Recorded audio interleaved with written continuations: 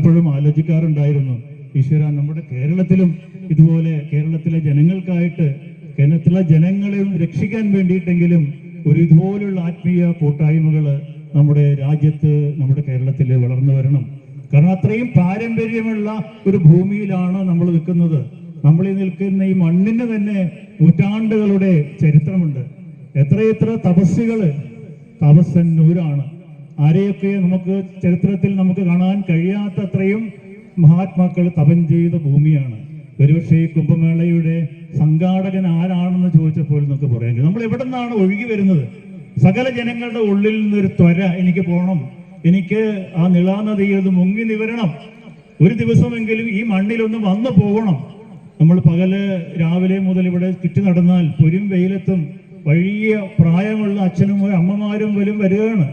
കേരളത്തിന്റെ മാത്രമല്ല, നമ്മുടെ തെക്കേ ജില്ല, ഇന്ത്യയിലെ തന്നെ മിക്കവാറും എല്ലാം തമിഴ് സംസാരിക്കുന്ന, കന്നഡ സംസാരിക്കുന്ന എല്ലാത്തരം ആളുകളെയും നമുക്ക് കാണാൻ കഴിയുന്ന ഒരു അത്ഭുതമാണ്. അവരെല്ലാം എത്രയും ആനന്ദത്തോടെയാണ് ഇവിടെ വന്നിട്ട് ഈ നദിയിൽ മുങ്ങി നിവരുന്നത്. അപ്പൊ എത്രയോ ഒരു സുഹൃതമുണ്ട്.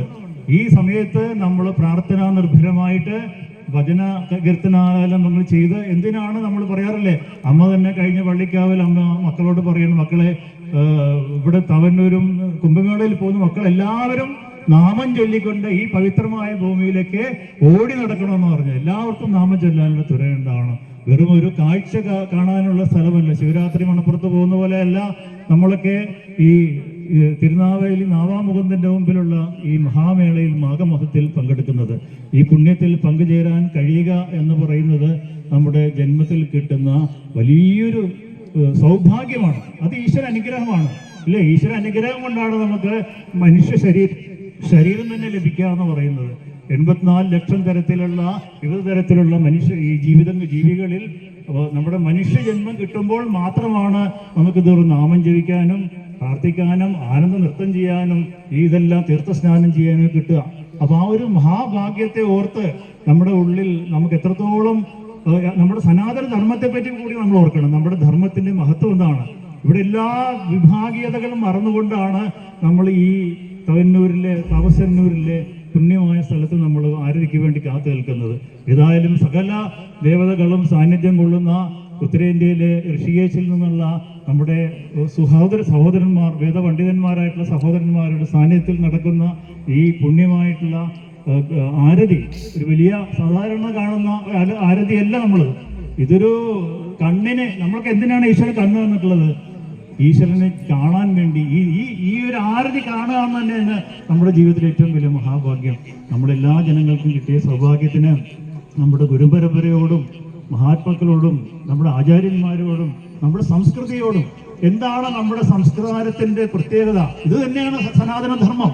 ആരും വിളിച്ചിട്ടോ ക്ഷണിച്ചിട്ടോ വരുന്നതല്ല. ഇവിടെ നമ്മൾക്ക് സ്വയം തോന്നുകയാണ്, എനിക്ക് പോകണം, എനിക്ക് കുംഭമേളയിൽ പങ്കെടുക്കണം, എനിക്ക് ഇവിടെ കുളിക്കണം, ഇവിടെ വന്ന് തീർത്ഥസ്നാനം ചെയ്യണം, എനിക്ക് പൂജ ചെയ്യണം, എനിക്ക് ഭജനയിൽ പങ്കെടുക്കണം, എനിക്ക് സമർപ്പണം ചെയ്യണം, എനിക്ക് സേവനം ചെയ്യണം, എനിക്ക് അന്നദാനത്തിൽ പങ്കെടുക്കണം. ഇങ്ങനെ ഒരു മഹാവായിട്ടുള്ള ആ ജഗദംബികയുടെ, കാരണല്ലേ ആ തിരുനാവായിലെ മുകുന്ദനും മഹാദേവനും സാക്ഷാൽ ബ്രഹ്മാവും ഇരിക്കുന്ന ആ ത്രികോണത്തിൽ ആ ദേവിയുടെ ത്രിപുരസുന്ദരിയുടെ സാന്നിധ്യമുള്ള സ്ഥലമാണിത്. ഈ ഇത്രയും കാലം മറഞ്ഞിരുന്നു. ഇതൊക്കെ ഈശ്വര ഒരു സങ്കല്പം, ഒരു നിമിഷത്തെ സങ്കല്പം കൊണ്ട് സംഭവിക്കുന്ന അത്ഭുതമാണ് നമ്മൾ കണ്ടുകൊണ്ടിരിക്കുന്നത്. എല്ലാവരും പറയാറ് ഇതൊരു അത്ഭുതം തന്നെയാണ്. നമുക്ക് ആർക്കും വിശ്വസിക്കാൻ കഴിയുന്നില്ല. ഇത്രയും ആളുകൾ നമ്മളിങ്ങനെ കൂടി, അപ്പുറത്താണ് അക്കരയിൽ, ഇവിടെയാണെങ്കിൽ ഭേദമില്ലാതെ തന്നെ നമ്മളിതിനെ ആഹ്ലാദിക്കുന്നു, നമ്മളിതിനെ ആമോദത്തോടെ സ്വീകരിക്കുന്നു, ആനന്ദിക്കുന്നു.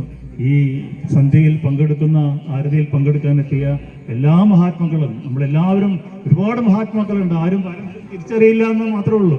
ഭഗവാന്റെ സന്നിധിയിൽ ഉള്ള ഇവരെല്ലാവർക്കും ആ അനുഗ്രഹം, സമസ്ത ദേവതകളും സാന്നിധ്യം കൊള്ളുന്ന ഈ സന്നിധിയിൽ ഇന്നത്തെ ആരതിയിൽ നമുക്ക് പങ്കെടുക്കാൻ കഴിയുന്നത് വലിയൊരു മഹാഭാഗ്യമായിട്ട് ഞങ്ങളും കരുതുന്നു, ഞങ്ങളുടെ അതിഥികളും കരുതുകയാണ്. എല്ലാവർക്കും വീണ്ടും വീണ്ടും എല്ലാ ഭക്തജനങ്ങൾക്കും പ്രണാമങ്ങൾ. അമ്മയുടെ അനുഗ്രഹം ഉണ്ടാവട്ടെ, സകല ഗുരുപരമ്പരയും ഇവിടെ അനുഗ്രഹം ഉണ്ടാവട്ടെ. സനാതന ധർമ്മത്തിലുള്ള അഭിമാനം നമുക്ക് വളർത്തിയെടുക്കാൻ കഴിയട്ടെ എന്ന് പറഞ്ഞുകൊണ്ട് നന്ദി, നമസ്കാരം. ഓം അമൃതേശ്വരി നമസ്കാരം.